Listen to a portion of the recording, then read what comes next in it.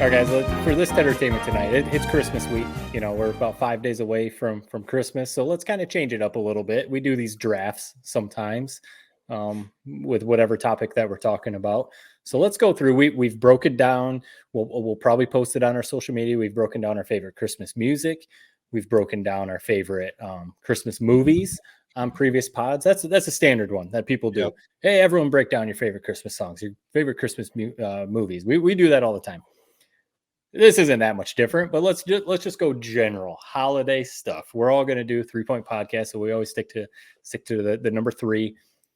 Are the three of us our top 3 holiday traditions? Anything, every family, every friend group, every office, everyone has different holiday traditions. So I have no idea what you guys are going to say.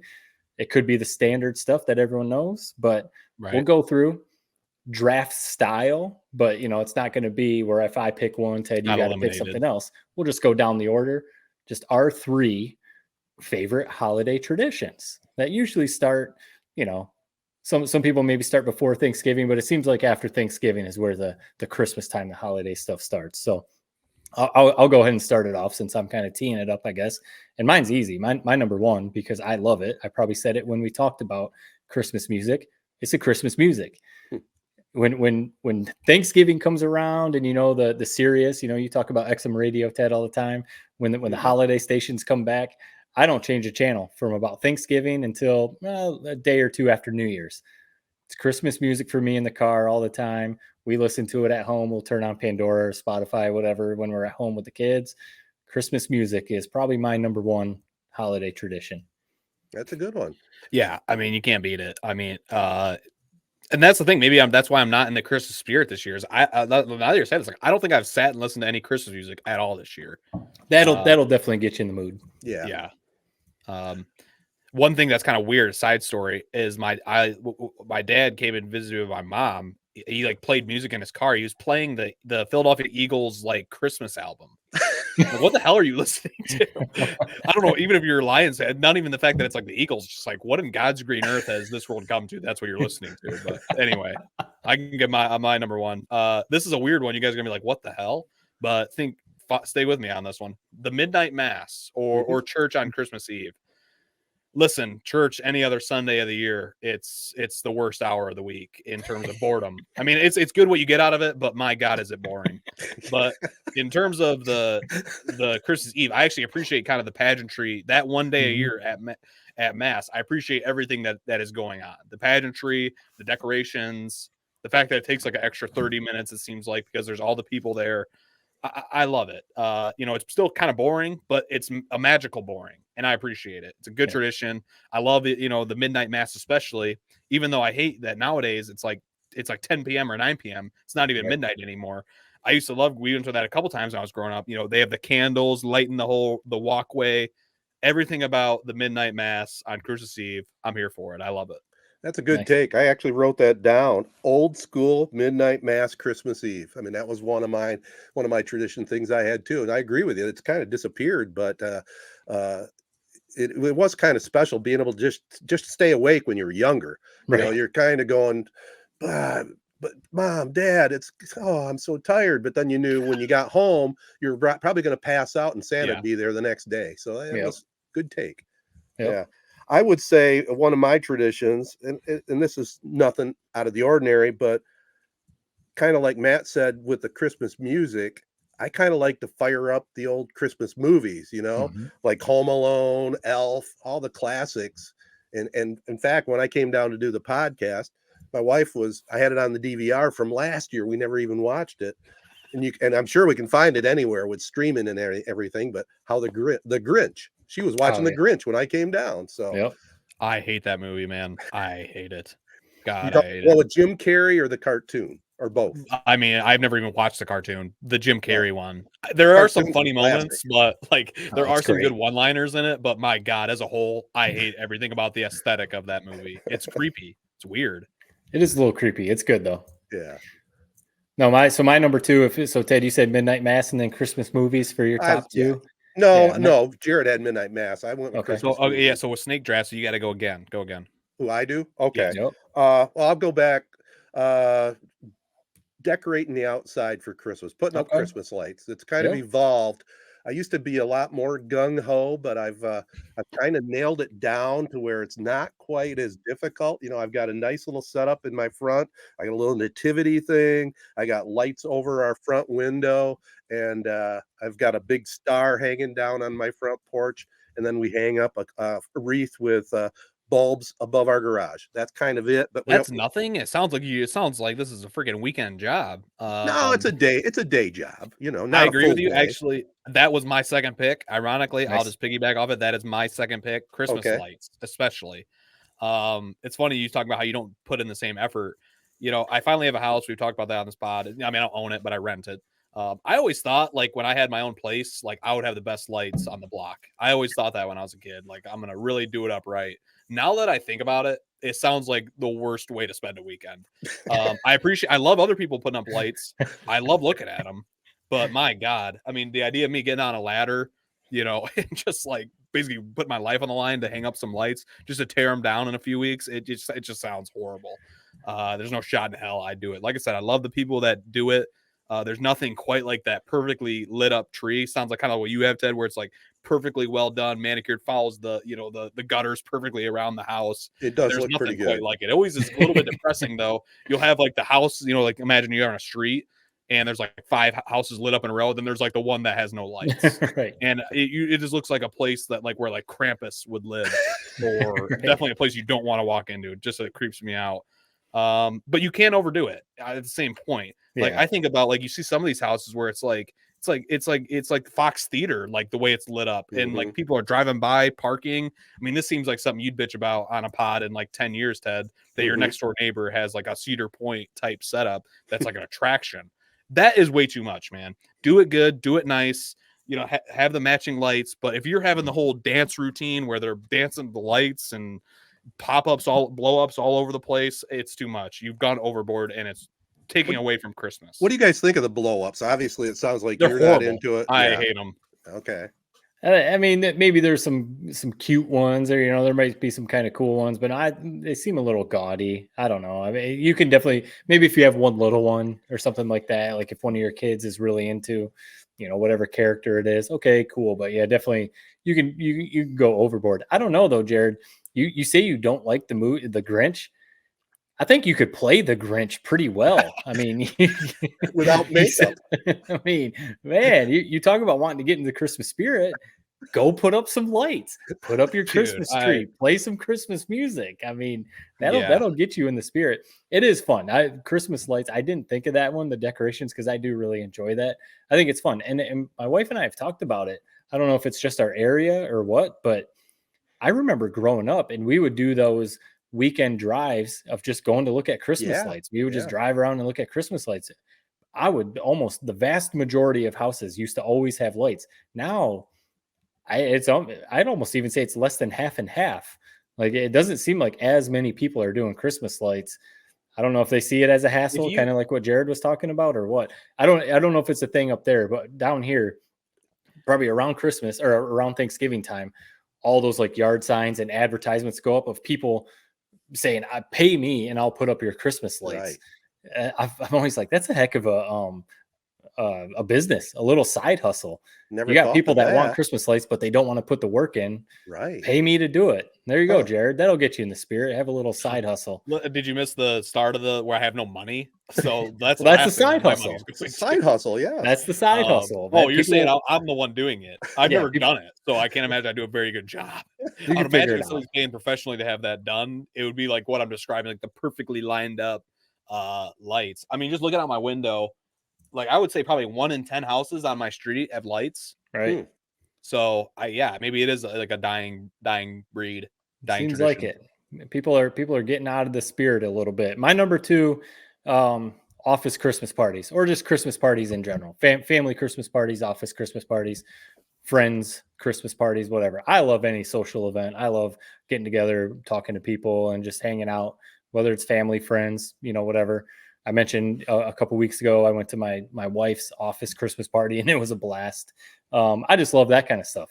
Getting together, whether there's a white elephant gift exchange, whether it's just food and drinks, whatever it is, you guys talking about your guys' family Christmas tradition. We used to always get together. Obviously, I'm not in Michigan, so I don't get to go to our family stuff very often anymore. But the Christmas parties, I love it. The food, talking, the kids running around, ripping gifts open, the sweaters and the outfits and all that.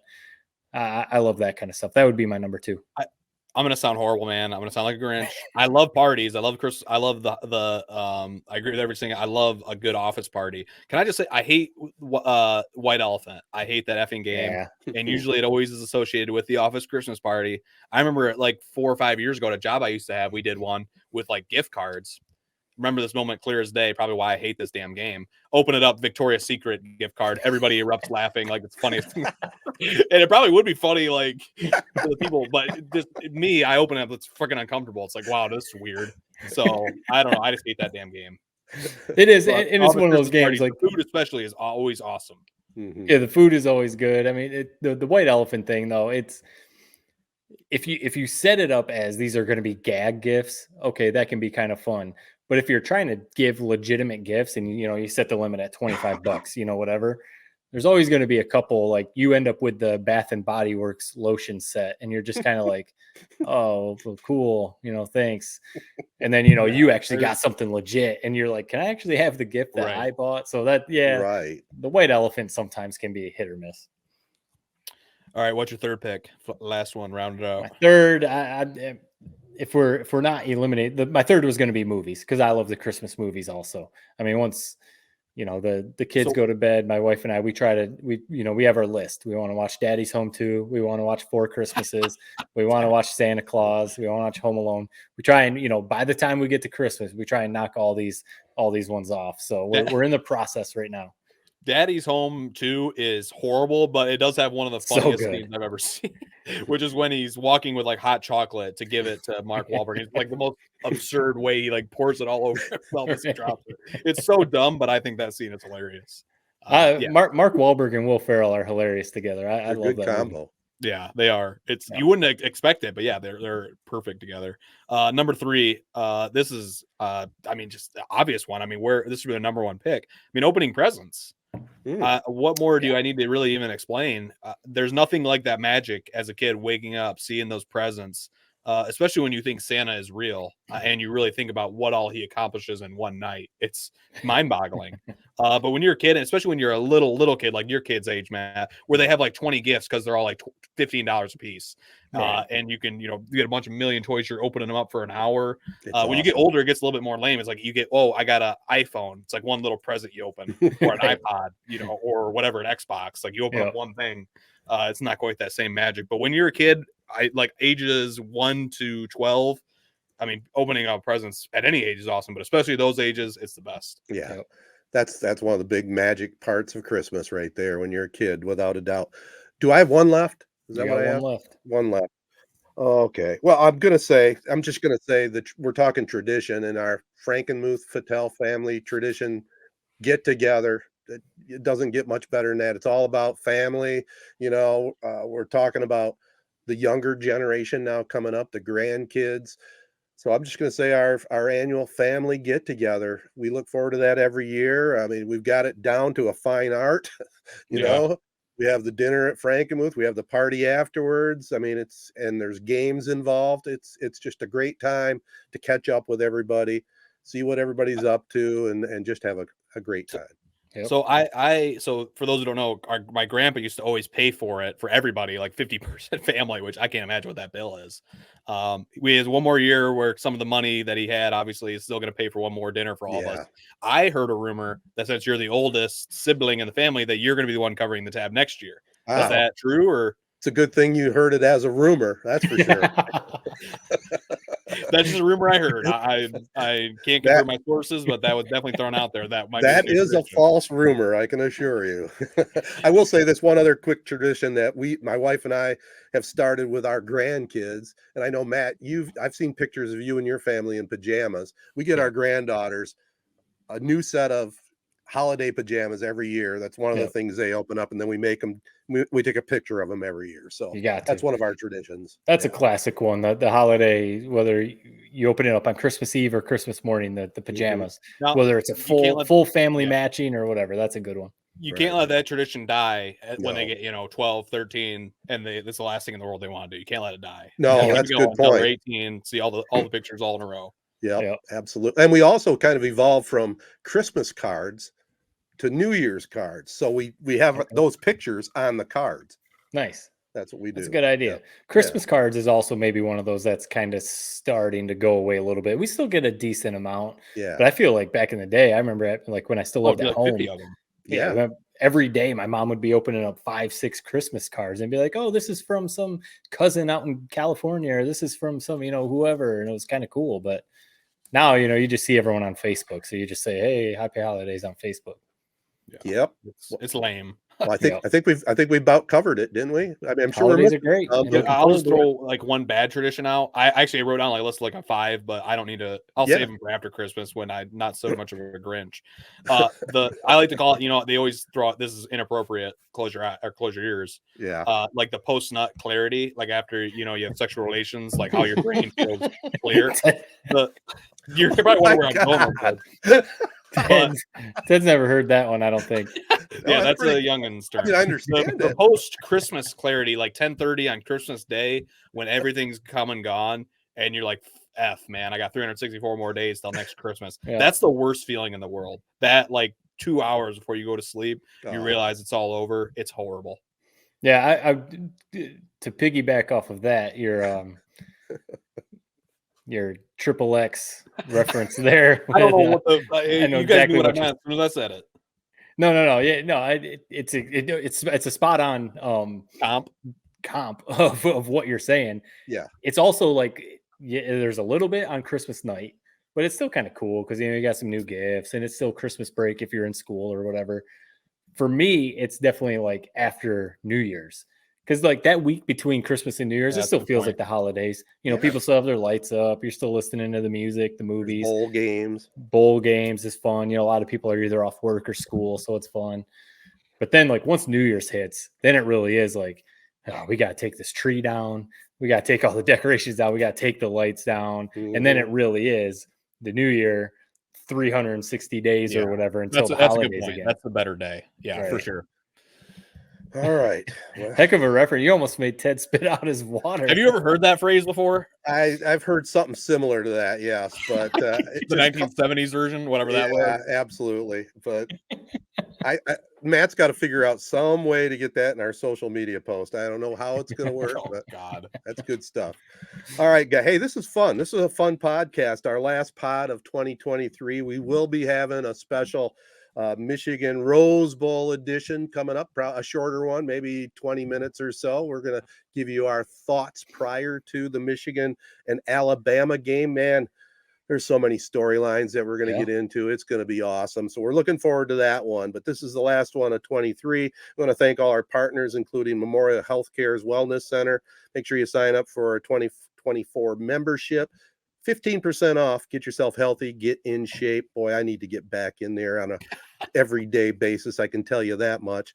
And if you want more information, check out memorialhealthcare.org. Also, check out our great other partners that include AZ Branding Solutions, Jacobs Insurance Agency, Corey Shook & Associates Real Estate Services, Nelson House Funeral Homes, Rivals Tap House and Grill, Success Group Mortgage and Servicing. And also, I want to say the Z92.5 next game of the week will be January 5th.